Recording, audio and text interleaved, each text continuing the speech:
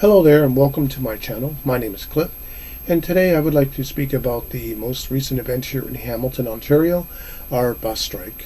The City and Union finalized a deal to end the strike just as the 110th edition of the Grey Cup was about to begin. Actually, the party had already started when the strike was settled. The deal made has not been disclosed yet, but to end the strike it has been close to what the drivers who are members of ATU Local 107 wanted, which, by the way, included a 23% pay hike.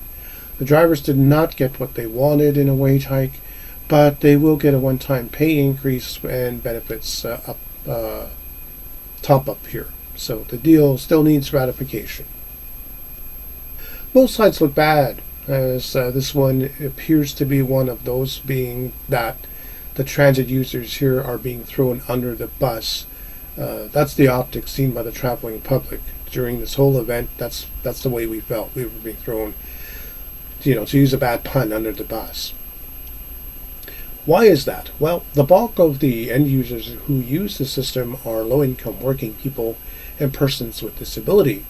It's been hard enough with people with disabilities now finding out that they're no longer going to have their fare reductions in place. The fare reduction programs and exemption from paying fares due to the fact that some people took advantage of the system and decided to buy walkers and get on the bus and ride free without, being really disabled, actually has caused this to become a situation where the city is going to basically remove that. So the CNIB pass won't be valid, nor will any of those cards that offer a fare reduction. They're just not going to be accepted as of January 2024, which is really, really bad, because what they're putting in place, it's not a bad idea, but it's not a great idea, because technically all it does is it matches the Presto incentive, which basically, if you use a Presto card, which is our equivalent of a pass, if you will, that goes across all the GTA here in Ontario, in Southern Ontario in particular, Toronto, Mississauga and such, you can use the Presto card and you'll get reduced pricing. So here in Hamilton, they reduce it down to $2.70 per ride. Well, the thing that they're putting in place is called Fare Assist, and what that does is allows you for your whole household to have that. Yippee! It's the same thing as the Presto card. That's all they're doing is matching it. So that's why this looks so bad. That's why the optics of this is just not great. The mayor and the union initially pointed fingers at each other, and each side attempted to apologize for the inconvenience of the strike that was imposed on the traveling public. That's just not going to wash out the bad taste in the mouths of the people who are using the system. HSR is a very vital part, and here's why. It's not when the strike ended, it's why it ended. A ball made of cowhide, that's basically is what brought this, to an end. That's what brought the two sides together. The ball, a football, and the Grey Cup, which the city of Hamilton hosted this year, are moneymakers.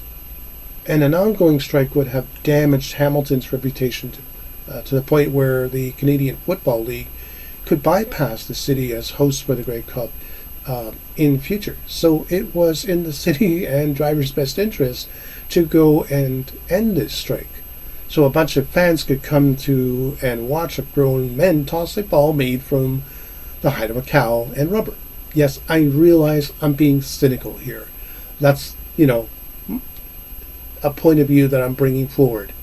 I like football, namely college ball. I love to follow two football teams, and the same goes for hockey. They're important sports, and we need to have these things going on, because after all, that's entertainment, and it also supports the local companies to support the local economy. Having the Grey Cup is a huge deal. It's our equivalent of the Super Bowl. So it was an important thing. The point I want to get across here is that neither of the mayor or the union looks great here on this. Both sides caused harm to the public that uses the system, even for a short time, as the impact of the strike was not hard to miss. missed work, late arrivals, jobs basically almost on the line as people had to rely on others for transport, canceled appointments as I mentioned, and the cost of using ride-sharing apps factor into a negative view of the union and the mayor by most passengers. Neither side is continuing to say anything or has said anything about the strike or boast about how they ended it. It may be wise not to say anything at this point and just move on, work out some sort of a deal basically to pay some of the riders back, which they are going to go forward and do with regard to Presto usage and bus passes.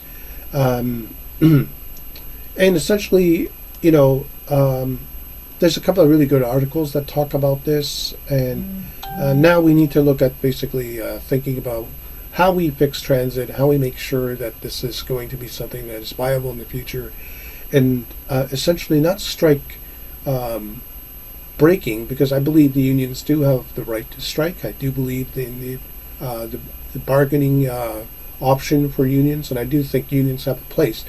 But this should not have happened. This should not have been a strike that should have happened at all. As I mentioned, it really came down to the great company to use the Grey Cup essentially to make a point. And while I respect what they were attempting to do here and they did it the wrong way. They went about it the wrong way. And the city wasn't any helpful in any way, shape, or form, any more helpful because of the way they acted too. Digging in their heels and saying, this is the way it's going to be, didn't also help matters much. And forcing transit users to essentially use alternate means, including things like they were suggesting, get on one of those scooters from Bird here in Hamilton.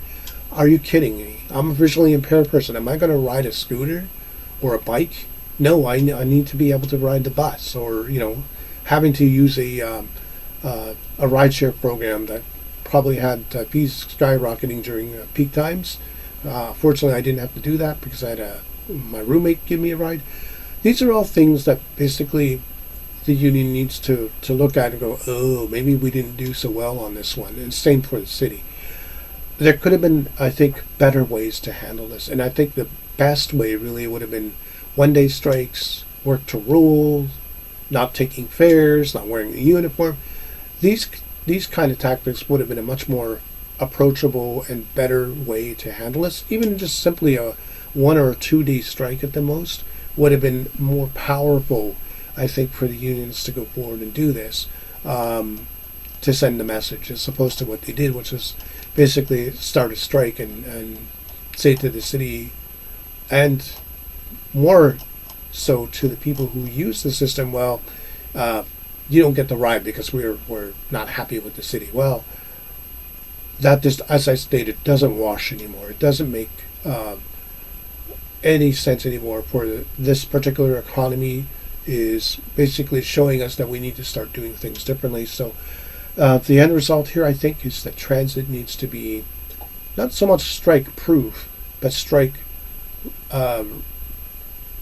mitigation needs to be put in here so that the union still gets to do what they need to do to make a point, but without so much impact to the people who are using systems like this that it gets to a point where it's ridiculous, where it gets costly, where it causes strain on people's lives, and frankly could even impact the economy by loss of employment from many people and loss of ridership, which this will do. This is going to put more people into cars and not on buses. So people are going to look at transit and go, well, I don't know, that's kind of flaky. I don't want to be in that situation. So that said, all of this to go with one point of end thought here, which is basically the city and the union need to really think about what they did. The union needs to come up with better strategies in future to basically make their point, and the city needs to basically learn a lesson here from being too staunch on a position. Sometimes you need a bit of flexibility. My name is Cliff. Thank you very much for dropping in here to Candid Conversation, zoomed in and comments. Take care of yourself. Bye-bye for now.